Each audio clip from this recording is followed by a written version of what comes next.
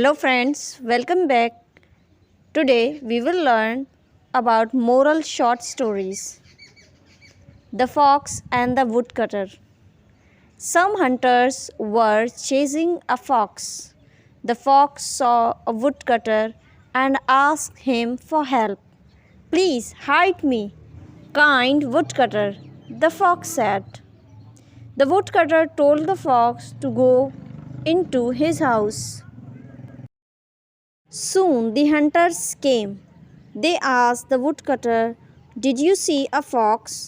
The woodcutter said no, but pointed his house. The hunters did not know why the woodcutter pointed and they went away. After a while, the fox came out of his house. The fox did not say thank you. The woodcutter got angry at the fox and asked, "Why don't you say thank you?" "I wanted to thank you," the fox said, "but I saw you signal to the hunters. Your words did not match your actions.